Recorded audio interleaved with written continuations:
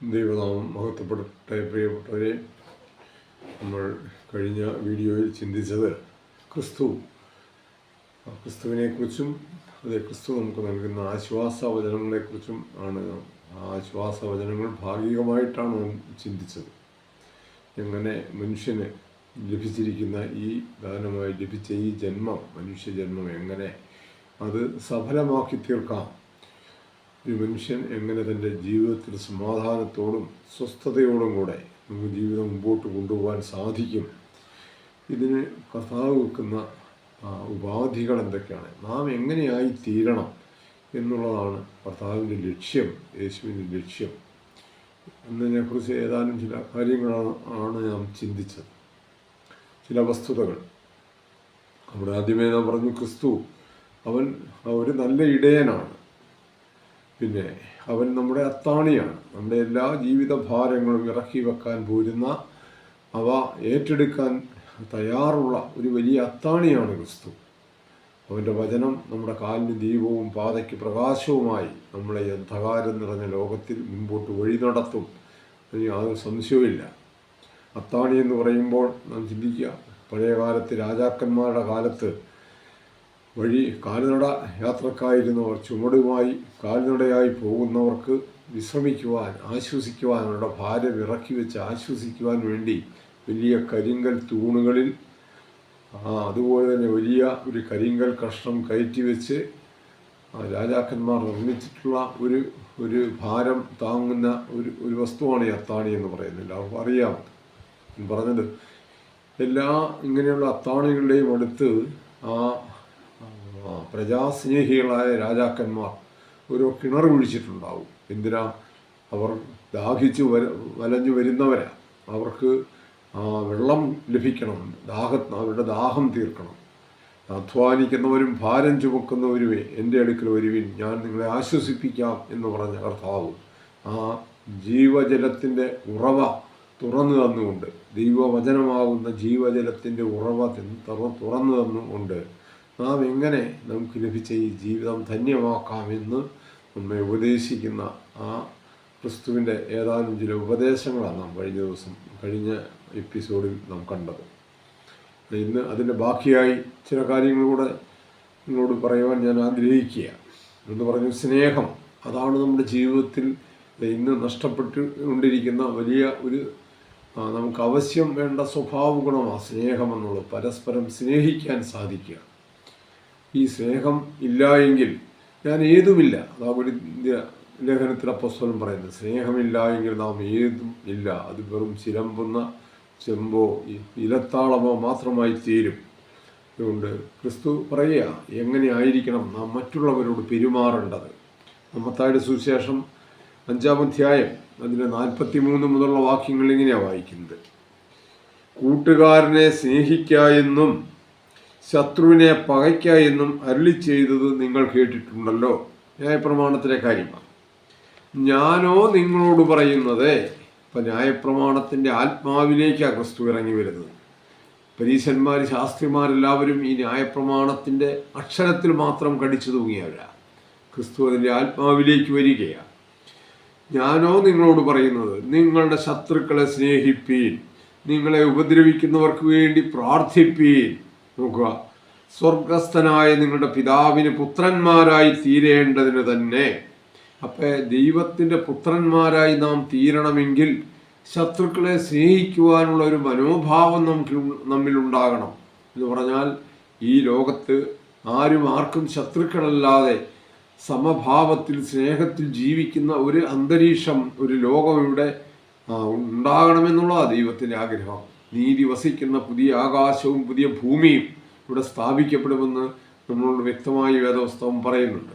എന്നിട്ട് ബാക്കി പറയുക, അവൻ ദൈവത്തിൻ്റെ സ്വഭാവം പറയുക, അവൻ ദുഷ്ടന്മാരുടെ മേലും നല്ലവരുടെ മേലും തൻ്റെ സൂര്യനെ ഉദിപ്പിക്കുകയും നീതിമാന്മാരുടെ മേലും നീതികെട്ടവരുടെ മേലും മഴ പെയ്യിക്കുകയും ചെയ്യുന്നുവല്ലോ. ദൈവത്തിന് ഈ വകഭേദങ്ങളൊന്നുമില്ല.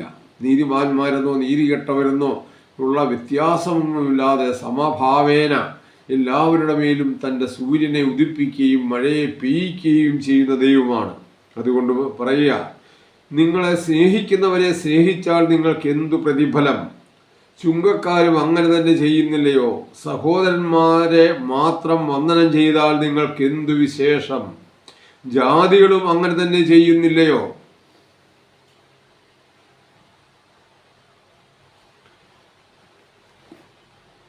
നിങ്ങളുടെ സ്വർഗീയ പിതാവ് സൽഗുണപൂർണനായിരിക്കുന്ന പോലെ നിങ്ങളും സൽഗുണപൂർണരാകുവിൻ.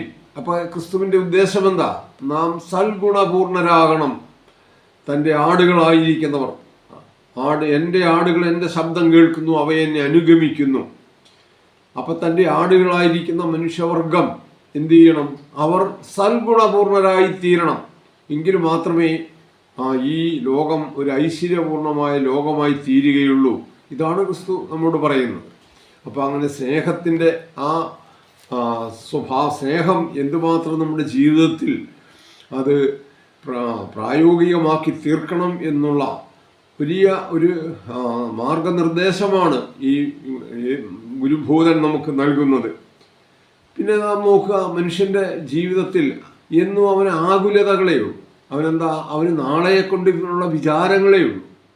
അതെങ്ങനെ നേരിടാൻ സാധിക്കുമെന്നാണ് ക്രിസ്തു പറയുന്നത്. നാം മത്തായിയുടെ സുവിശേഷം തന്നെ 6-ാം അധ്യായം അതിൻ്റെ 26 മുതലുള്ള ഏതാനും ചില വാക്യങ്ങൾ നോക്കിയാൽ 6-ാം അധ്യായത്തിൻ്റെ 26 മുതലുള്ള വാക്യങ്ങൾ ഇങ്ങനെയാണ് പറയുന്നത്: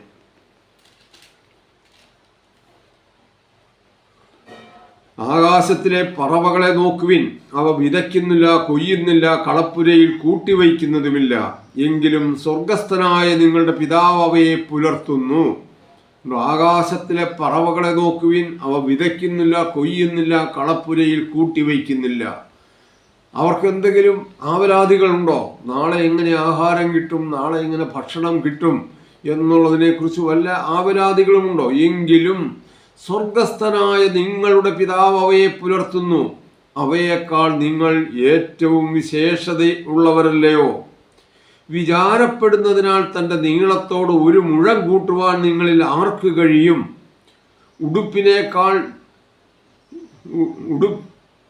ഉടുപ്പിനെ കുറിച്ച് വിചാരപ്പെടുന്നതെന്തേ?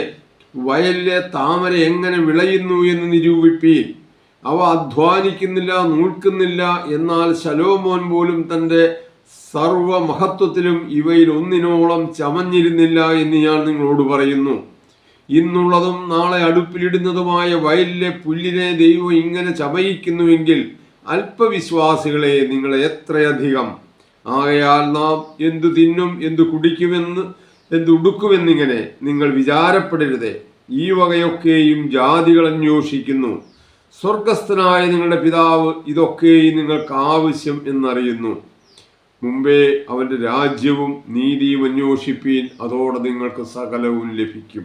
നോക്കുക, ഇപ്പൊ ക്രിസ്തു നൽകിയിരിക്കുന്ന ദൃഷ്ടാന്തം എന്താ? ആകാശത്തിലെ പറവകളെ നോക്കുക. അവ എന്ത് ചെയ്യുന്നില്ല? അവ വിതയ്ക്കുന്നില്ല, കൊയ്യുന്നില്ല, കളപ്പുരയിൽ കൂട്ടിവയ്ക്കുന്നില്ല. എങ്കിലും ഓരോ ദിവസവും അവ സന്തോഷകരമായി ജീവിതത്തിൽ കൂടെ മുമ്പോട്ട് കൊണ്ടുപോവുക. അങ്ങനെയാണെങ്കിൽ നമ്മുടെ ദൈവം നമ്മെ എത്ര അതിശയകരമായി പോറ്റാൻ പോരുന്നവനാണ് എന്നുള്ളതാണ് നമ്മളോട് അവിടെ പറയുന്നത്. അങ്ങനെയുള്ള ആ ദൈവത്തിൻ്റെ സന്നിധിയിൽ ആയിരിക്കാൻ തക്കവണ്ണം, അവിടെ നമുക്ക് ആശ്വസിപ്പാൻ തക്കവണ്ണം, നമ്മുടെ നാം ആവരാതിപ്പെട്ടത് കൊണ്ട് പറയാം, നിന്റെ നീളത്തോട് ഒരു മുഴം കൂട്ടാൻ നിനക്ക് സാധിക്കുമോ എന്ന് പറഞ്ഞാൽ നമ്മുടെ ആവരാതികളൊന്നും നമുക്കൊന്നും നേടിത്തരുന്നില്ല. നമ്മുടെ ആയുസ്സിനെ ദീർഘിപ്പിക്കാൻ നമുക്ക് സാധിക്കുന്നില്ല. ഒരുവന് രോഗമെന്നാണെന്ന് കണ്ടു കഴിഞ്ഞാൽ, ഒരു മാരകമായ രോഗത്തിന് നാം അടിപ്പെട്ടു എന്ന് കണ്ടു കഴിഞ്ഞാൽ പിന്നെ നാം ആ രോഗത്തെക്കുറിച്ച് ആകുലപ്പെട്ടിട്ട് കാര്യമില്ല. അതിനെ നേരിടാനുള്ള മനഃശക്തിയാണ് നമുക്ക് വേണ്ടത്. എങ്കിൽ അത് വലിയൊരു ഔഷധമാണ്. ആ മനഃശക്തി കൊണ്ട് രോഗത്തെ പ്രതിരോധിക്കാൻ സാധിക്കും. അതേസമയം ഓരോ ദിവസവും നാം നാളെയെക്കുറിച്ച്, ഈ രോഗത്തെക്കുറിച്ച് ആകുലപ്പെട്ടുകൊണ്ടിരുന്നാൽ ഒരിക്കലും നാം ചെയ്യുന്ന മരുന്ന് പോലും യഥാവിധി പ്രയോജനപ്പെടാതെ വരും. അപ്പം നാളെയെക്കൊണ്ട് ആകുലപ്പെടുന്നുണ്ട്. അങ്ങനെ നമ്മുടെ ജീവിതത്തെ നീട്ടിയെടുക്കാൻ, ആകുലപ്പെടുന്നത് കൊണ്ട് നമുക്ക് നീട്ടിയെടുക്കാൻ, അതിനോട് നീളം കൂട്ടാൻ നമുക്ക് സാധിക്കുകയില്ല എന്നുള്ളത് സ്പഷ്ടമായിരിക്കെ നമ്മൾ എന്തിനാണ് പിന്നെ ആകുലപ്പെടുന്നത്? അപ്പോൾ വരുന്ന കാര്യങ്ങളെ സധൈര്യം നേരിടാനുള്ള ഒരു മനഃശക്തി ഉണ്ടാക്കാൻ കർത്താവ് നമ്മോട് കൂടെ ഉണ്ടാകും. അതിനാണ് നാം പ്രാർത്ഥിക്കേണ്ടത്. വീണ്ടും 10-ാം അധ്യായം അതിൻ്റെ 30-ാം വാക്യത്തിൽ ഇങ്ങനെയാണ് പറയുന്നത്: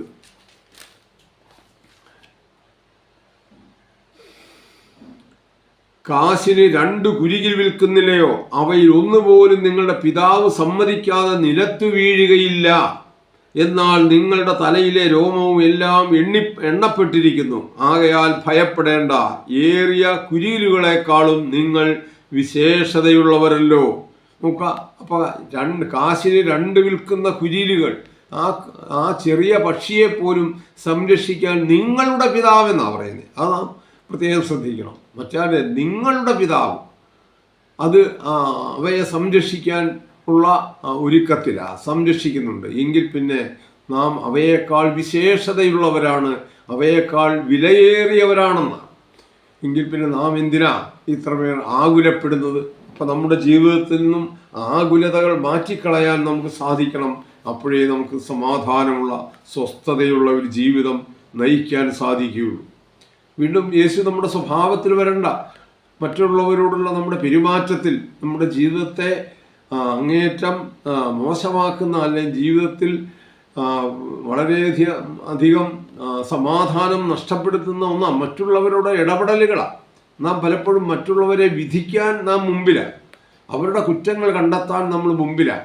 യേശു ചോദിച്ചു, നിന്റെ കണ്ണിൽ കോലിരിക്കുമ്പോൾ നീ എങ്ങനെയാണ് മറ്റുള്ളവരുടെ കണ്ണിലെ കരടെടുക്കുന്നത്? ഇതാണ് യേശു ചോദിച്ചത്. ആദ്യമേ നിന്റെ കണ്ണിലെ കോല് നീ എടുത്തു കളയുക, പിന്നെ വേണം നീ മറ്റുള്ളവൻ്റെ കണ്ണിലെ കരടെടുത്തു കളയാൻ. ഇതുപോലെയുള്ള ഉപദേശങ്ങളാണ് ക്രിസ്തു തരുന്നത്. അപ്പോൾ ആദ്യം നാം നമ്മെ തന്നെ ശുദ്ധീകരിക്കണം. നമ്മുടെ കുറവുകൾ എന്താണ്, നമ്മുടെ തെറ്റുകൾ എന്താണ് എന്ന് സ്വയം പരിശോധിച്ച് നമുക്ക് അത് കണ്ടെത്തി അതിനെ ഉച്ചാടനം ചെയ്യാൻ നമുക്ക് സാധിക്കണം. മത്തായി വീണ്ടും പറയാം, മത്തായി 7:1 ഇങ്ങനെയാ പറയുന്നത്: നീ അളക്കുന്ന അളവിനാൽ നിനക്കും അളന്നു കിട്ടുമെന്നാ പറയുന്നത്. മത്തായിയുടെ സുവിശേഷം 7-ാം അധ്യായം 1-ാം വാക്യം: നിങ്ങൾ വിധിക്കപ്പെടാതിരിക്കേണ്ടതിന് വിധിക്കരുതേ. നമ്മൾ ആരെയും വിധിക്കരുതേ. അവൻ അങ്ങനെയാണ്, അവന് സമ്പത്തുണ്ടായെങ്കിൽ അതവൻ കള്ളക്കടത്ത് നടത്തിയിട്ടാണ്, അല്ലെങ്കിൽ അവൻ മറ്റെന്തെങ്കിലും അനധികൃത വ്യവസായങ്ങൾ ചെയ്തിട്ടാണ് അവന് പണമുണ്ടായത്, അല്ലെങ്കിൽ അവൻ ദരിദ്രനായെങ്കിൽ അതവൻ്റെ കയ്യിലിരിപ്പുകൊണ്ടാണ്.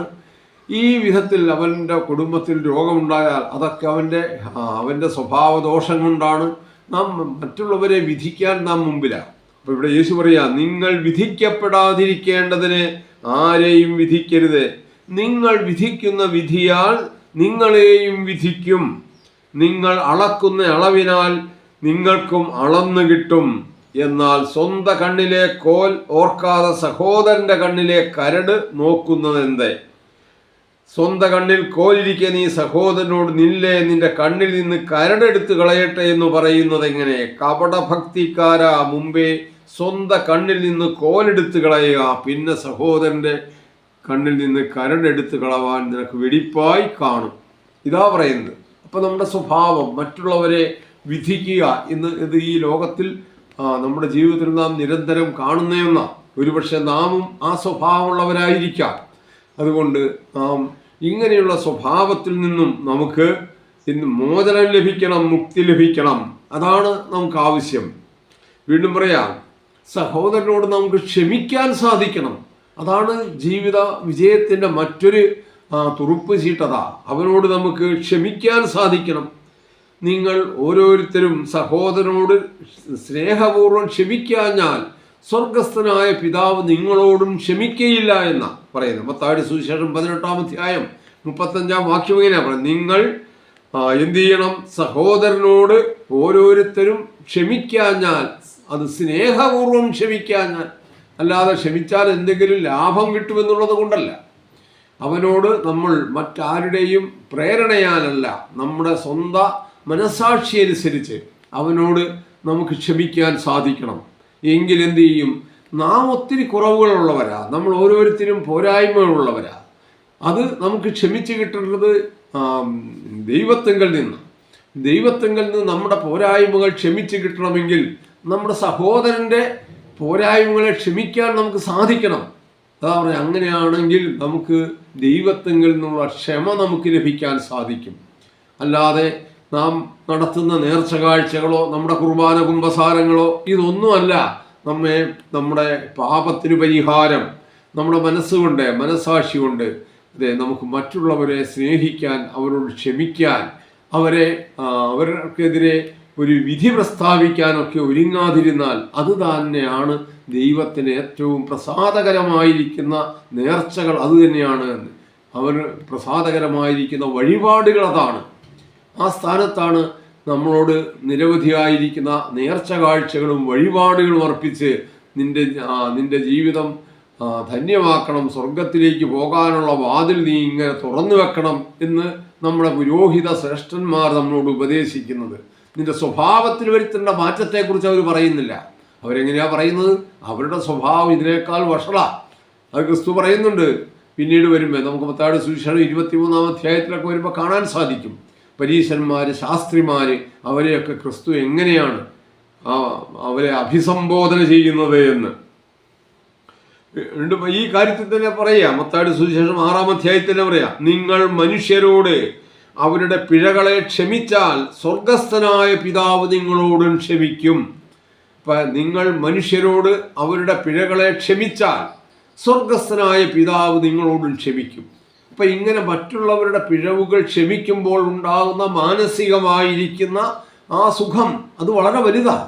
അത് ഒരാൾക്ക് ക്ഷമിക്കുന്നയാൾക്കും ആ ക്ഷമ ലഭിക്കുന്നയാൾക്കും രണ്ടുപേർക്കും മാനസികമായ എല്ലാ പിരിമുറുക്കത്തിൽ നിന്നും നമുക്ക് മോചനം ലഭിക്കാൻ സാധിക്കും. ഇല്ലെങ്കിൽ എപ്പോഴും നമ്മുടെ മനസാക്ഷിയിൽ കുത്തിക്കൊണ്ടിരിക്കും. മറ്റവൻ ചെയ്ത തെറ്റിനെക്കുറിച്ച് മാത്രം, നമ്മോട് ചെയ്ത പിഴവുകളെക്കുറിച്ച് നാം ചിന്തിച്ചിരിക്കുമ്പോൾ ഇരു കൂട്ടർക്കും മാനസികമായി യാതൊരു സമാധാനം ഉണ്ടാവില്ല.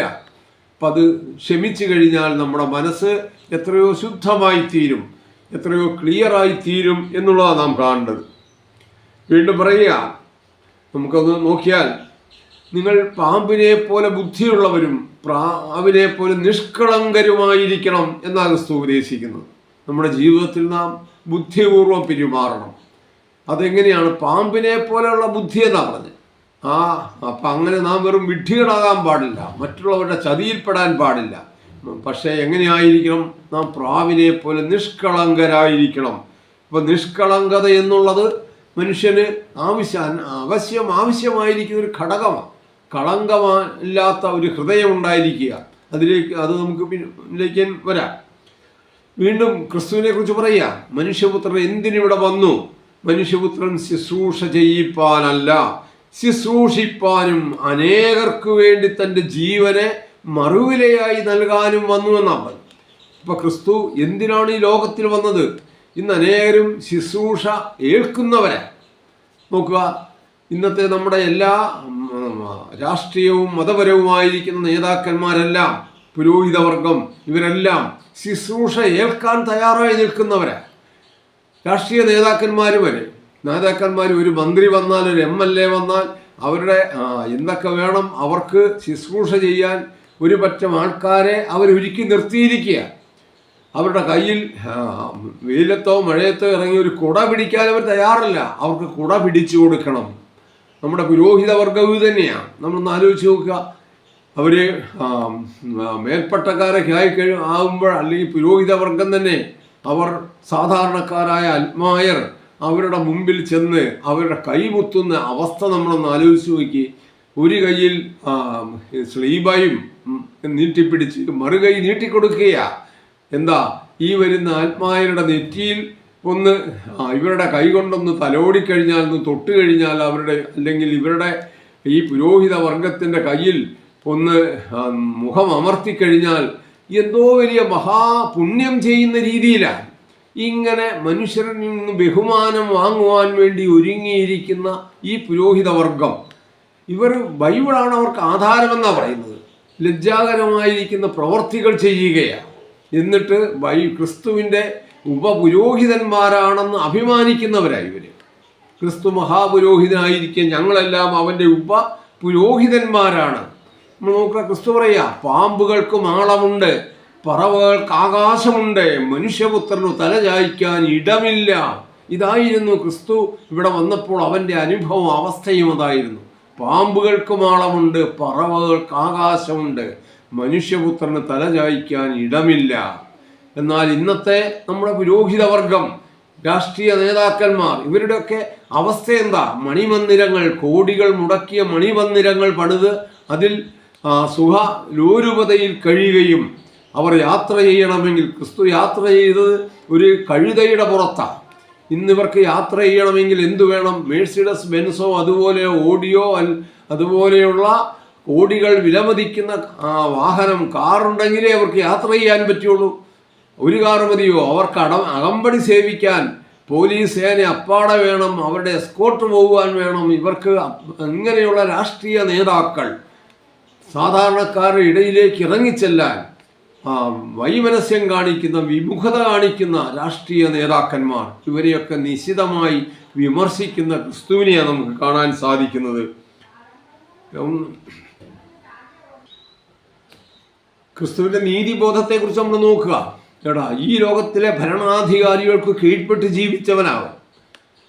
അവനെ പരീക്ഷിക്കാൻ വേണ്ടി പരീശന്മാർ ചോദിച്ചു, ഈ നികുതി കൊടുക്കുന്നത്, കൈസർക്ക് നികുതി കൊടുക്കുന്നത് ന്യായമാണോ എന്നാണ് ചോദിക്കുന്നത്. അവൻ എന്താ, എത്ര യുക്തിപൂർവമായിട്ടാണ് അവരോടൊരു നാണയം കൊണ്ടുവരാൻ പറഞ്ഞു. ആ നാണയത്തിലെ മേലെഴുത്ത് എന്താണെന്ന് ചോദിച്ചു. അത് കൈസറുടെ ചിത്രമാണ്, കൈസറുടെ മുദ്രയാണ്. ക്രിസ്തു എന്താ പറഞ്ഞത്? കൈസർക്കുള്ളത് കൈസർക്കും ദൈവത്തിനുള്ളത് ദൈവത്തിനും കൊടുക്കാനാണ് പറഞ്ഞത്. അല്ലാതെ കൈസർക്കുള്ളത് കൈസർക്ക് കൊടുക്കാതെ ദൈവത്തിന് കൊടുക്കുക എന്ന് പറഞ്ഞിട്ട് ഇവിടെ ഇന്നുണ്ട് പല പ്രൊട്ടസ്റ്റന്റ് മതവിഭാഗങ്ങളുമുണ്ട്. അവരെന്താ പറയുന്നത്?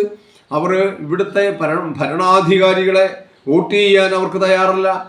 അതുപോലെ തന്നെ ഈ രാജ്യത്തിൻ്റെതായ ഭരണഘടനയ്ക്കോ നിയമങ്ങൾക്കോ വിധേയരായി ജീവിക്കാൻ അവർ തയ്യാറല്ല. കാരണം അവർ കാത്തിരിക്കുന്നത് മറ്റൊരു രാജ്യത്തെയാണ്. നമ്മൾ ഈ രാജ്യത്തിനുള്ളവരല്ലെന്നാണ് അവർ പറയുന്നത്. പക്ഷെ നമ്മൾ നോക്കുക, ക്രിസ്തു എന്താ പറയുന്നത്? നിങ്ങൾ കൈസർക്കുള്ളത് കൈസർക്ക് കൊടുക്കണം, ദൈവത്തിനുള്ളത് ദൈവത്തിന് കൊടുക്കണം. ഇങ്ങനെയുള്ള നീതിബോധമുള്ള ഒരു മഹാഗുരുവാണ് നമുക്കുള്ളത്.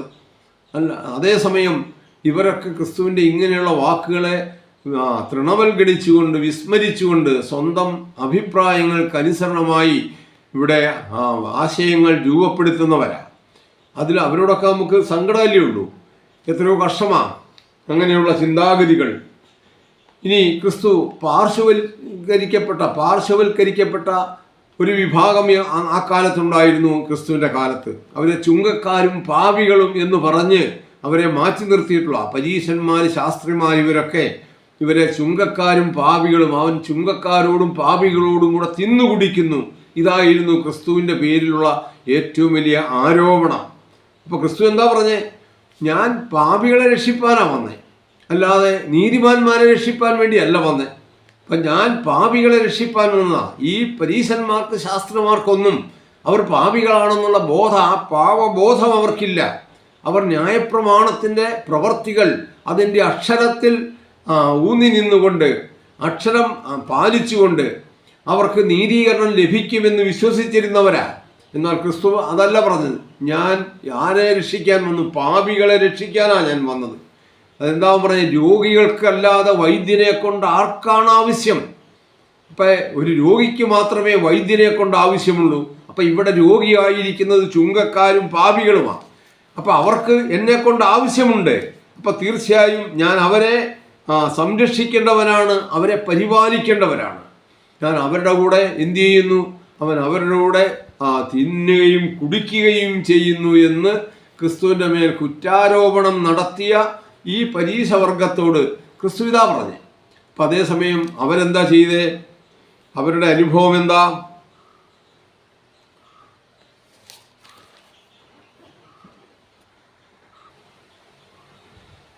ഇനി ഈ പുരോഹിത വർഗത്തിൻ്റെ ചൂഷണത്തിൽ നിന്ന് അവരെ, അന്നത്തെ ജനങ്ങളെ മോചിപ്പിക്കണം എന്നുള്ളത് തന്നെയായിരുന്നു ക്രിസ്തുവിൻ്റെ ലക്ഷ്യം. അപ്പം ഇങ്ങനെ ചുങ്കക്കാരോടും പാപികളോടും കൂടെ തിന്നു കുടിക്കുന്നു എന്ന് കുറ്റം വിധിച്ച അവരോട് ക്രിസ്തു പറയാം. മത്തായിയുടെ സുവിശേഷം 9-ാം അധ്യായം, അവൻ വീട്ടിൽ ഭക്ഷണത്തിനിരിക്കുമ്പോൾ വളരെ ചുങ്കക്കാരും പാപികളും വന്ന് യേശുവിനോടും അവൻ്റെ ശിഷ്യന്മാരോടും കൂടെ പന്തിയിലിരുന്നു. പരീശന്മാർ അത് കണ്ട അവൻ്റെ ശിഷ്യന്മാരോട്, നിങ്ങളുടെ ഗുരു ചുങ്കക്കാരോടും പാപികളോടും കൂടെ ഭക്ഷിക്കുന്നത് എന്ത് എന്ന് ചോദിച്ചു. യേശു അത് കേട്ടാറെ, ദീനക്കാർക്കല്ലാതെ സൗഖ്യമുള്ളവർക്ക് വൈദ്യരെ കൊണ്ട് ആവശ്യമില്ല, യാഗത്തിലല്ല കരുണയിലത്രേ ഞാൻ പ്രസാദിക്കുന്നത് എന്നുള്ളത് എന്ത് എന്ന് പോയി പഠിപ്പീൻ എന്താ പറഞ്ഞു. അപ്പം ക്രിസ്തു പ്രസാദിക്കുന്നത് യാഗത്തിലല്ല, ഇവർ യാഗത്തിലാണ് ഇവരുടെ താല്പര്യം, എന്നാൽ ക്രിസ്തു കരുണയിലാണ് പ്രസാദിക്കുന്നത്. അപ്പം ഇങ്ങനെ ചുങ്കക്കാരും പാപികളും എന്ന് മുദ്ര കുത്തിയ ആ ഒരു വർഗത്തോട് കരുണയോടുകൂടി പെരുമാറാൻ, അതുകൊണ്ടാണ് ഞാൻ പറഞ്ഞത് നമ്മളോടും അവൻ ആവശ്യപ്പെടുന്നത് കരുണാമയന്മാരായിരിക്കുക എന്നുള്ളതാണ്. ഞാൻ ആദ്യത്തെ വീഡിയോയിൽ ഞാൻ പറഞ്ഞു, ക്രിസ്തു പറയുന്നത് പ്രവർത്തിച്ച് കാണിക്കുന്നവനാണ്. അതാണ് അവന് നാം കാണുന്നത്. ഇപ്പം ഈ ചുങ്കക്കാരോടും ഈ പരീശന്മാരോടും ശാസ്ത്രിമാരോടും ക്രിസ്തു എന്താ പറയുന്നത്? ഈ പുരോഹിത വർഗത്തിൻ്റെ ചൂഷണത്തിനെതിരെ അവൻ പടവാൾ ഉയർത്തുന്നത് നമുക്ക് കാണാം. മത്തായി സുവിശേഷം 23-ാം അധ്യായത്തിൽ ഇങ്ങനെയാണ്. അനന്തരം യേശു പുരുഷാരത്തോടും തൻ്റെ ശിഷ്യന്മാരോടും പറഞ്ഞത് എന്താണെന്നും, അവർ പറയുന്നതല്ലാതെ ചെയ്യുന്നില്ലല്ലോ. അവർ ഘനമുള്ള ചുമടുകളെ കെട്ടി മനുഷ്യരുടെ തോളിൽ വയ്ക്കുന്നു, ഒരു വിരൽ കൊണ്ടുപോലും അവയെ തൊടുവാൻ അവർക്ക് മനസ്സില്ല. നോക്കുക, എന്നിട്ടോ അവർ തങ്ങളുടെ പ്രവർത്തികളെല്ലാം മനുഷ്യർ കാണേണ്ടതിനത്രേ ചെയ്യുന്നത്. അവർ തങ്ങളുടെ പ്രവർത്തികൾ മനുഷ്യരിൽ നിന്ന് ഞങ്ങൾ വിശ്വാസികളാണ്, ന്യായപ്രമാണം പാലിക്കുന്നവരാണ് എന്ന് കാണിച്ചുകൊണ്ട് ദൈവത്തിൻ്റെ വലത്തുഭാഗത്തിരിക്കുന്നവരാണെന്ന് മനുഷ്യരെ ബോധ്യപ്പെടുത്താനുള്ള പ്രവർത്തികൾ അവർ ചെയ്യുന്നത്. മനുഷ്യർ കാണേണ്ടതിനത്രേ അവർ ചെയ്യുന്നത്. അതിനവർ എന്ത് ചെയ്യുന്നു? തങ്ങളുടെ മന്ത്രപ്പെട്ട വീതിയാക്കി തൊങ്ങൽ വലുതാക്കുന്നു. തങ്ങളുടെ പുരോഹിത വസ്ത്രം അവർ ഈ രീതിയിൽ അലങ്കരിക്കുകയാണ്. അത്താഴത്തിൽ പ്രധാന സ്ഥലവും പള്ളിയിൽ മുഖ്യാസനവും അങ്ങാടിയിൽ വന്ദനവും മനുഷ്യർ റബി എന്ന് വിളിക്കുന്നതും അവർക്ക് പ്രിയമാകുന്നു. ഇന്നത്തെ പുരോഹിത വർഗത്തിൻ്റെ അതേ അനുഭവമല്ലേ, അല്ലെങ്കിൽ ആ അനുഭവം ഇന്ന് നമുക്ക് കാണാൻ സാധിക്കുന്നത്. ഇന്നത്തെ പുരോഹിത വർഗത്തിൽ ഇത് അക്ഷരം പ്രതി നമ്മൾ നിറവേറി കാണുകയല്ലേ. നമ്മളൊന്ന് ആലോചിച്ച് നോക്കിക്കേ. അവർ അത്താഴത്തിൽ പ്രധാന സ്ഥലം, പള്ളിയിൽ മുഖ്യാസനം, അങ്ങാടിയിൽ വന്ദനവും മനുഷ്യർ റബി എന്ന് വിളിക്കുന്നതും അവർക്ക് പ്രിയമാണ്. നിങ്ങളോ റബി എന്ന് പേരെടുക്കരുതേ, ഒരുത്തനത്രേ നിങ്ങളുടെ ഗുരു. നോക്കുക, നിങ്ങൾ ഗുരു എന്നുള്ള പേരെടുക്കരുത്, ഒരുവനാ നിങ്ങളുടെ ഗുരു എന്നാ പറഞ്ഞിരിക്കുന്നത്. പിന്നെ നിങ്ങളോ എല്ലാവരും സഹോദരന്മാർ, ഭൂമിയിൽ ആരെയും പിതാവെന്ന് വിളിക്കരുത്, ഒരുത്തനത്രേ നിങ്ങളുടെ പിതാവ് സ്വർഗസ്ഥൻ തന്നെ. നിങ്ങൾ നായകന്മാർ എന്നും പേരെടുക്കരുതേ, ഒരുത്തനത്രേ നിങ്ങളുടെ നായകൻ. അപ്പം നിങ്ങൾ ഭൂമിയിൽ പിതാവെന്ന നാമം എടുക്കരുത്. ഇതിനെത്രയോ വിരുദ്ധമായിട്ടാണ് നമുക്ക് ലജ്ജ തോന്നുകയില്ലേ? നമ്മൾ ആലോചിച്ച് നോക്കിയ സഭയിലെ മേൽപ്പട്ടക്കാരെ പിതാക്കന്മാർ എന്ന് അഭിസംബോധന ചെയ്തുകൊണ്ട് ഇവിടെ ക്രിസ്തുവിൻ്റെ ഉപദേശങ്ങളെ ചവറ്റുകുട്ടയിൽ തള്ളിക്കൊണ്ട ഇന്നത്തെ നാമധേയ ക്രൈസ്തവ മണ്ഡലത്തിലെ പുരോഹിതന്മാർ അല്ലെങ്കിൽ മേൽപ്പട്ടക്കാരൊക്കെ അവരുടെ നാമം ഇങ്ങനെ ബഹുമാനം ലഭിക്കത്തക്കവണ്ണം ദുർവിനിയോഗം ചെയ്യുന്നത്. ഇപ്പോൾ പിതാവേ എന്നുള്ള ആ സംബോധന അങ്ങേയറ്റം അവരുടെ ആത്മനിന്ദയായി അവർക്ക് തോന്നണ്ടേ? ഇതുപോലുമില്ല. ഇപ്പോൾ വീണ്ടും ക്രിസ്തു അവരെ വിളിക്കുന്നത് കപടഭക്തിക്കാരായ ശാസ്ത്രിമാരും പരീശന്മാരും ആയുള്ളവരെ എന്ന. ഇതിൻ്റെ പ്രതിരൂപമാണ് ഇന്നത്തെ പുരോഹിതവർഗവും. കപടഭക്തിക്കാരായ ശാസ്ത്രിമാരും പരീശന്മാരുമായുള്ളവരെ നിങ്ങൾക്ക് കഷ്ടം. നിങ്ങൾ എന്തു ചെയ്യുന്നു? നിങ്ങൾ കിണ്ടികിണ്ണങ്ങളുടെ പുറം വെടിപ്പാക്കുന്നു, അകമോ അഴുക്ക് നിറഞ്ഞിരിക്കുന്നു. ഇപ്പം അകം മുഴുവൻ എന്ന് പറഞ്ഞാൽ ഇവരുടെ എല്ലാം ഹൃദയത്തിൽ ഇങ്ങനെയുള്ള അഹങ്കാരങ്ങളും സ്വാർത്ഥതകളും സ്ഥാനമോഹങ്ങളും അധികാരമോഹങ്ങളുമാകുന്ന അഴുക്ക് കൊണ്ട് നിറഞ്ഞ ഒരു ഹൃദയമാണ് ഇവർക്കുള്ളത്. അങ്ങനെയുള്ള പരീശന്മാരോട് നിങ്ങൾ പറയുക, കുരുടനായ പരീശനെ കിണ്ടികിണ്ണങ്ങളുടെ പുറം വെടിപ്പാക്കേണ്ടതിന് മുമ്പേ അവയുടെ അകം വെടിപ്പാക്കുക. അപ്പോൾ സ്വയം ഒരു ശുദ്ധീകരണത്തിൻ്റെ മാർഗത്തിലേക്ക് വരണം, പാതയിലേക്ക് വരണം. അപ്പോൾ നമ്മുടെ മനസ്സ് അത്രയേറെ ശുദ്ധമായിരിക്കണം. വീണ്ടും പറയുക, കപടഭക്തിക്കാരായ ശാസ്ത്രിമാരും പരീശന്മാരുമായുള്ളവരെ നിങ്ങൾക്ക് കഷ്ടം. വെള്ളതേച്ച ശവക്കല്ലറകളോട് നിങ്ങൾ ഒത്തിരിക്കുന്നു. ഉണ്ടോ? നിങ്ങൾ വെള്ളതേച്ച ശവക്കല്ലറകളോട് ഒത്തിരിക്കുന്നു എന്ന് പറഞ്ഞാൽ ശവക്കല്ലറയുടെ ഉള്ളിലെല്ലാം ചീഞ്ഞു നാറിയ മാംസ കഷ്ണങ്ങളും അസ്ഥികൂടങ്ങളുമാണ്. അതാണ് അതേസമയം ആ ശവക്കല്ലറയുടെ പുറം നമ്മൾ മാർബിൾ പതിച്ച് മനോഹരമാക്കും. ഈ ഈ രീതിയിലാണ് ശാസ്ത്രിമാരുടെയും പരീശന്മാരുടെയും ഹൃദയവും അവരുടെ പുറമേയുള്ള പെരുമാറ്റവും. ഇതിലൊക്കെ മാറ്റം വരണം. അപ്പോൾ ഇത്ര വലിയ ഒരു സാമൂഹ്യ പരിഷ്കർത്താവിനെയാണ് നാം യേശുവിൽ കാണുന്നത്. ഇവിടെ ഒരിക്കൽ ഒരു കാലത്ത് ഇവിടെ വലിയ സാമൂഹ്യ പരിഷ്കർത്താവായിരുന്ന ശ്രീനാരായണ ഗുരു, അദ്ദേഹം ഒത്തിരി ജനസമൂഹത്തിൽ ഈ ഉച്ചനീചത്വങ്ങൾ ഒഴിവാക്കുവാൻ വേണ്ടി നടത്തിയ സാമൂഹ്യ പരിഷ്കരണങ്ങളുണ്ട്. എന്ന് പറഞ്ഞതുപോലെ തന്നെ ക്രിസ്തുവും ഒരു വലിയ സാമൂഹ്യ പരിഷ്കർത്താവാണ്. അവിടുത്തെ പുരോഹിത വർഗങ്ങളോട്, ശാസ്ത്രിമാരോട്, പരീശന്മാരോടൊക്കെ നിർഭയം അവരുടെ സ്വഭാവത്തെക്കുറിച്ച് പറയാനുള്ള ആർജവം കാണിച്ചവനാണ് ക്രിസ്തു. അപ്പം സത്യത്തിന് അല്ലാതെ ക്രിസ്തുവിൻ്റെ ജീവിതത്തിൽ മറ്റൊന്നിനും യാതൊരു വിലയുമില്ല. വീണ്ടും പറയുക, നിങ്ങൾ എന്തു ചെയ്യുന്നു എന്നാ പറയുന്നത്? നിങ്ങൾ കപടഭക്തിക്കാരായ ശാസ്ത്രിമാരും പരീശന്മാരുമായുള്ളവരെ നിങ്ങൾക്ക് ഹാ കഷ്ടം. നിങ്ങൾ തുളസി, ചതകുപ്പ, ജീരകം ഇവയിൽ പതാരം കൊടുക്കുകയും ന്യായം, കരുണ, വിശ്വസ്തത ഇങ്ങനെ ന്യായപ്രമാണത്തിൽ ഘനമേറിയവ ത്യജിച്ചു കളയുകയും ചെയ്യുന്നു. നോക്കുക, അവരെന്ത് ചെയ്യുന്നു? അവർ ഇങ്ങനെ അവർക്ക് വേണ്ടത് ഇത്രയേ ഉള്ളൂ. അവര് ന്യായം, കരുണ, വിശ്വസ്തത ഇവയാണ് ജീവിതത്തിൽ നമുക്ക് മനുഷ്യന് ഏറ്റവും ആവശ്യമായിരിക്കുന്നത്. അതവർ ത്യജിച്ചു കളയും. എന്നിട്ടോ അവരെന്ത് ചെയ്യുന്നു? തുളസി, ചതകുപ്പ, ജീരകം ഇവയിൽ പതാരം കൊടുക്കും. അപ്പം ഇത്രയും വില കുറഞ്ഞ കാര്യങ്ങൾക്ക് ആണ് അവർ പ്രാമുഖ്യം കൊടുക്കുന്നത്. മുഖ്യമായി അവരുടെ സംസാര വിഷയമതാണ്. ഇതാണ് സ്വഭാവം. അങ്ങനെ ക്രിസ്തു ഇവരെയൊക്കെ നിശിതമായി വിമർശിക്കുന്ന അനുഭവങ്ങൾ നമുക്ക് കാണാൻ സാധിക്കും. ഈ ക്രിസ്തുവിനെ, സത്യത്തിനു വേണ്ടി ജീവൻ ബലി കൊടുത്തവനെ നാം എത്ര ആദരിച്ചാൽ മതിയാകും പ്രിയമുള്ളവരെ. വീണ്ടും നമ്മൾ ഒരു ഈ മത്തായിയുടെ സുവിശേഷത്തിൽ തന്നെ നോക്കുമ്പോൾ നമുക്ക് കാണാൻ സാധിക്കുന്ന ഒരു വസ്തുത, ഇന്നത്തെ സമൂഹത്തിൽ നാം കാണുന്ന, വിശേഷിച്ചും ഈ പുരോഹിത അല്ലെങ്കിൽ ക്രൈസ്തവ സമൂഹത്തിൽ കാണുന്ന വലിയൊരു ദോഷം മറ്റൊന്നുമല്ല. യേശു ഈ ദേവാലയത്തെ കണ്ടു. ദേവാലയത്തെക്കുറിച്ച് അവൻ എന്നാ പറഞ്ഞത്? യേശു മത്തായിയുടെ സുവിശേഷം 21-ാം അധ്യായത്തിൽ യേശു ദേവാലയത്തിൽ ചെന്നു. ദേവാലയത്തിൽ വിൽക്കുന്നവരെയും കൊള്ളുന്നവരെയും എല്ലാം പുറത്താക്കി. പൊൻവാണിഭക്കാരുടെ മേശകളെയും പ്രാവുകളെ വിൽക്കുന്ന അവരുടെ പീഠങ്ങളെയും മറിച്ചു കളഞ്ഞ് അവരോട്, എൻ്റെ ആലയം പ്രാർത്ഥനാലയം എന്ന് വിളിക്കപ്പെടുമെന്ന് എഴുതിയിരിക്കുന്നു, നിങ്ങളോ അതിനെ കള്ളന്മാരുടെ ഗുഹയാക്കി തീർത്തു എന്നാ പറഞ്ഞിരിക്കുന്നത്. അങ്ങനെ അവൻ എന്തു ചെയ്തു? അവൻ പൊൻവാണിഭക്കാരെയും വിൽക്കുന്നവരെയും വാങ്ങുന്നവരെയും എല്ലാം പുറത്താക്കി. ദേവാലയം എന്നുള്ളത് ആരാധനയ്ക്ക് വേണ്ടിയുള്ളതാണ്. ദൈവത്തെ സ്തുതിക്കാനും അവനെ ആരാധിക്കാനുമുള്ള സ്ഥലമാണ്. പക്ഷെ നാം ഇന്ന് നോക്കുക, ഇന്ന് ഓരോ ആരാധനാലയങ്ങളുടെയും അവസ്ഥ എന്താ? അത് വലിയ വ്യവസായ കേന്ദ്രങ്ങളാക്കി മാറ്റിയിരിക്കുകയാണ്. അവിടെ വീഴുന്ന നേർച്ച കാഴ്ചകളും അവിടെ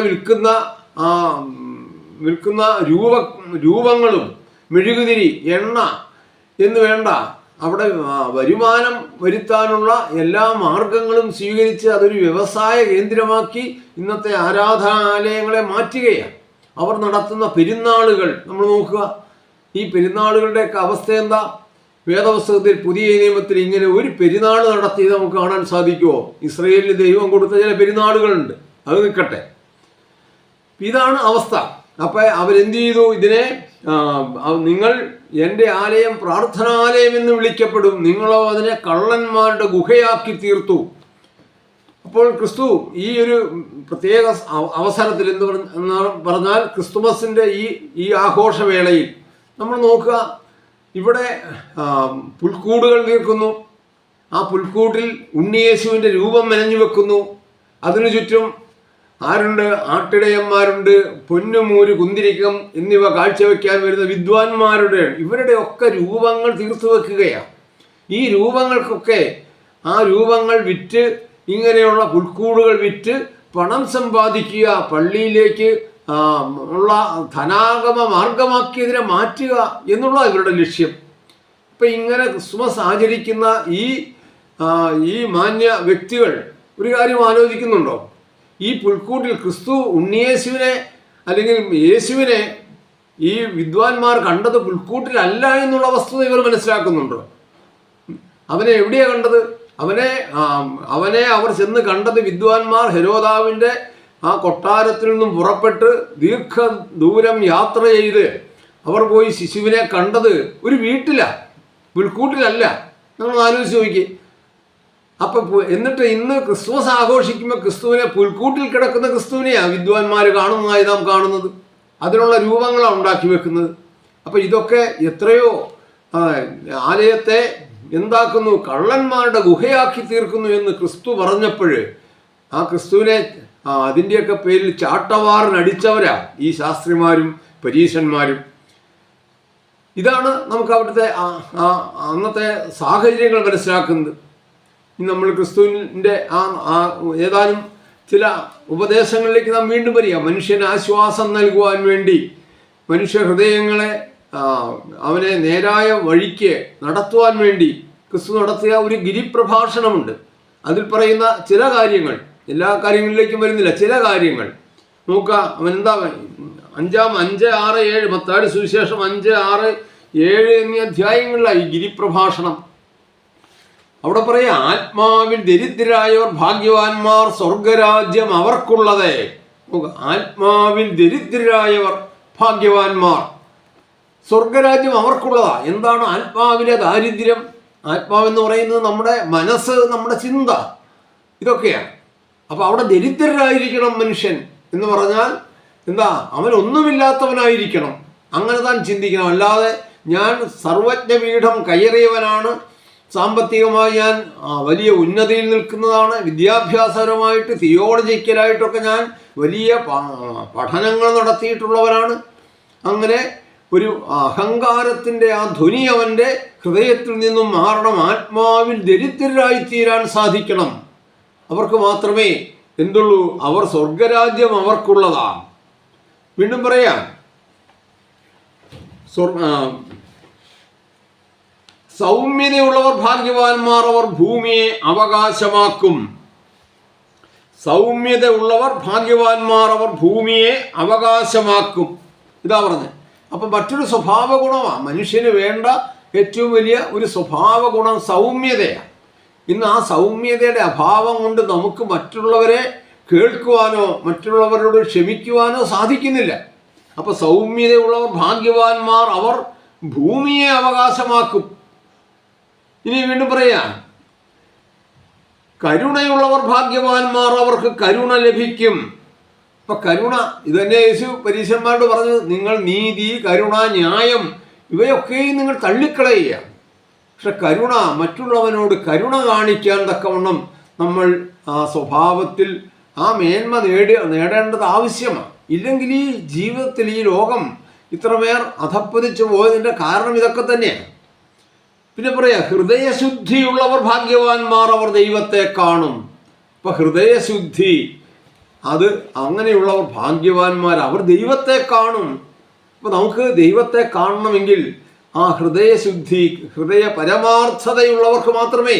അല്ലാതെ നാം ഏതെല്ലാം തരത്തിലുള്ള വഴിപാടുകൾ കഴിച്ചാലും, ഏതെല്ലാം തരത്തിലുള്ള നേർച്ച കാഴ്ചകൾ കഴിച്ചാലും, ഏതെല്ലാം പുണ്യസ്ഥലങ്ങൾ സന്ദർശിച്ചാലും അവിടെയൊന്നും നമുക്ക് ദൈവത്തെ ദർശിക്കാൻ സാധിക്കില്ല. ഹൃദയശുദ്ധിയുള്ളവർ ഭാഗ്യവാന്മാർ, അവർ ദൈവത്തെ കാണും. ഇപ്പം ഈ ഹൃദയത്തിൻ്റെ ഒരു വിശേഷത ഈ മത്തായി സുവിശേഷം തന്നെ 12-ാം അധ്യായത്തിൽ ഇങ്ങനെ പറയാം, ഹൃദയം നിറഞ്ഞ് കവിയുന്നതിൽ നിന്നല്ലോ വായ് സംസാരിക്കുന്നത്. അപ്പം നമ്മുടെ ഹൃദയശുദ്ധിയുടെ മറ്റൊരു പ്രയോജനം എന്ന് പറയുന്നത് അത് കൊണ്ട് നേടുന്നത് നല്ല വാക്കുകൾ നമുക്ക് സംസാരിക്കാൻ സാധിക്കും, മറ്റുള്ളവരോട് നമുക്ക് നല്ല രീതിയിൽ പെരുമാറാൻ സാധിക്കും, ഇടപെടാൻ സാധിക്കും. അവരെ വേദനിപ്പിക്കുന്നതിന് പകരം, അവരെ വാക്കുകൾ കൊണ്ട് കുത്തി നോവിക്കുന്നതിന് പകരം അവരെ സാന്ത്വനം നൽകി അവരെ ആശ്വസിപ്പിക്കാൻ നമുക്ക് സാധിക്കണം. അതാണ് പറയുന്നത്, ഹൃദയശുദ്ധിയുള്ളവർ ഭാഗ്യവാന്മാർ. ഹൃദയം നിറഞ്ഞ് കവിയുന്നതിൽ നിന്നല്ലോ ആ വായ് സംസാരിക്കുന്നത്. അതിന്റെ 15-ാം അധ്യായത്തിൽ പറയാം, വായിൽ നിന്ന് വരുന്നതോ ഹൃദയം നിറഞ്ഞ് കവിയുന്നതാ. അപ്പോൾ വായിൽ നിന്ന് വരുന്ന, അപ്പം നമ്മുടെ സംസാരത്തെ നാം എങ്ങനെ നിയന്ത്രിക്കണം? മറ്റുള്ളവർക്ക് മുറിവേക്കുവാനുള്ള വാക്കുകൾ പറയുന്നതിലല്ല, മറ്റുള്ളവരുടെ മുറിവുകൾ ഉണക്കുവാൻ പറ്റുന്ന വാക്കുകൾ നമ്മുടെ വായിൽ നിന്ന് വരണമെങ്കിൽ അത് ഹൃദയത്തിൽ അങ്ങനെയുള്ള നിരൂപണങ്ങൾ, ചിന്തകൾ ഉണ്ടെങ്കിൽ മാത്രമേ സാധിക്കുകയുള്ളൂ. ഇതാണ് നമുക്ക് കാണാൻ സാധിക്കുന്നത്. അങ്ങനെ ഹൃദയ ശുദ്ധിയുള്ളവർ ഭാഗ്യവാന്മാർ, അവർ ഭൂമിയെ അവകാശമാക്കുമെന്നാണ് പറയുന്നത്. അവർ ഭൂമിയെ അവകാശമാക്കും. അപ്പൊ ഈ ഭൂമി അത് എന്നാണ് അവകാശമാക്കും? ദൈവത്തിൻ്റെ രാജ്യത്തിൽ അവൻ നൽകുന്ന വലിയ ഒരു വാഗ്ദാനമാണ് ഈ ഭൂമി. ദൈവത്തിൻ്റെ രാജ്യം നീതിയും സമാധാനവും കൊണ്ട് നിറയുന്ന ഒരു ഭൂമി ഇവിടെ ഉണ്ടാകുമെന്നുള്ളതാണ്. അപ്പോൾ നമുക്ക് ഇപ്രകാരം ചിന്തിക്കുമ്പോൾ ക്രിസ്തുവിൻ്റെ വചനങ്ങൾ തീർച്ചയായും അവൻ നമുക്ക് വലിയൊരു നമ്മുടെ പ്രത്യാശയാണ്, നമ്മുടെ ആശ്വാസമാണവൻ.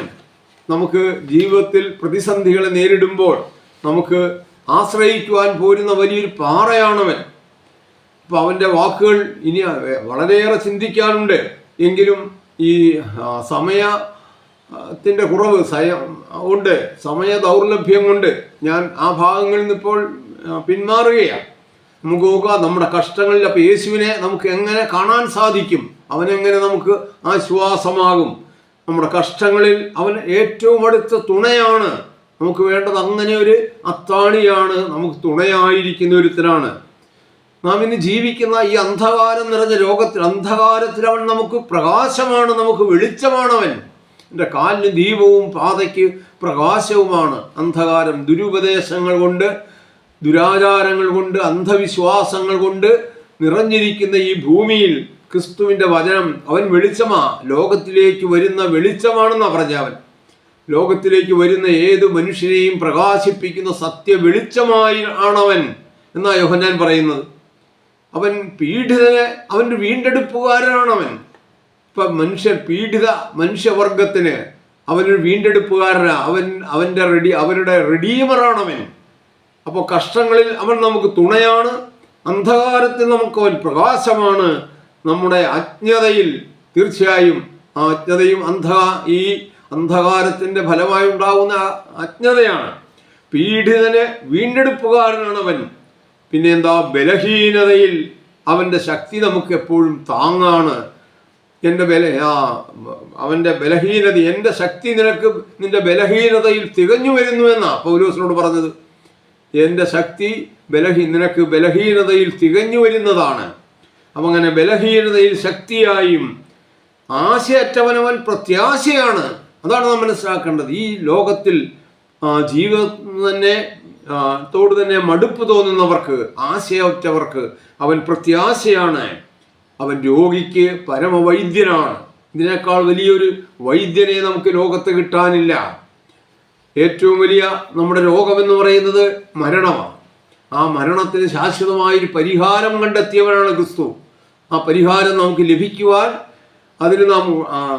നമുക്കതിന് അവകാശം ലഭിക്കുവാനുള്ള കാലം വരുന്നു എന്നുള്ളതാണ്. നമുക്ക് കാണാൻ സാധിക്കും അവൻ ദുഃഖിതന് ആശ്വാസമാണ്. ഇങ്ങനെ ക്രിസ്തുവിനെ നമുക്ക് വിവിധ രൂപത്തിൽ നമുക്ക് കാണാൻ സാധിക്കും. ഞാൻ ഒന്നുകൂടെ പറയുക, കഷ്ടങ്ങളിൽ അവൻ നമുക്ക് അടുത്ത തുണയാണ്, അന്ധകാരത്തിൽ അവൻ നമുക്ക് വെളിച്ചമാണ്, പീഡിതൻ അവൻ വീണ്ടെടുപ്പുകാരനാണ്, ബലഹീനതയിൽ അവൻ നമുക്ക് ശക്തിയാണ്, ആശയറ്റവൻ അവന് പ്രത്യാശയാണ്, രോഗിക്കവൻ വൈദ്യനാണ്, ദുഃഖിതനവൻ ആശ്വാസമാണ്. ഇങ്ങനെയുള്ള ക്രിസ്തുവിനെ, ഇങ്ങനെയുള്ള അരുമനാഥനെ പിന്തുടരുവാൻ തക്കവണ്ണം, അല്ലെങ്കിൽ നിങ്ങളുടെ ജീവിതത്തിൽ അവൻ്റെ വാക്കുകൾ ആശ്വാസം നൽകണം. നിങ്ങളുടെ പ്രത്യാശയില്ലാത്ത ഒരു ജീവിതമുണ്ടെങ്കിൽ ആ ജീവിതത്തിൽ നിങ്ങൾക്ക് അത് ആശയുടെ കിരണമായി മാറണം. അത് ഇന്ന് ലോകത്ത് വേറെ ഏതൊരു രാഷ്ട്രീയ മത നേതാക്കന്മാരെക്കാൾ ഉപരിയായി ക്രിസ്തു അതിനുവേണ്ടി നമ്മെ ഒരുക്കുന്നവനാണ്. നമുക്ക് വേണ്ടി അവൻ കാൽവറിയിൽ മരിച്ചവനാണ്.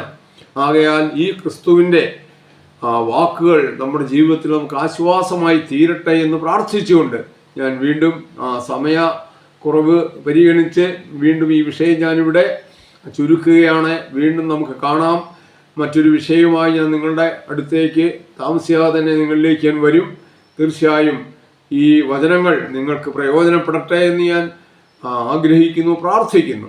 നിങ്ങളുടെ ഇതുവരെയുള്ള ആ സഹകരണത്തിന് തീർച്ചയായും നന്ദി പറഞ്ഞുകൊണ്ട് ഞാൻ ദൈവസന്നിധിയിൽ താഴ്മയോടെ ആയിരിക്കുന്നു.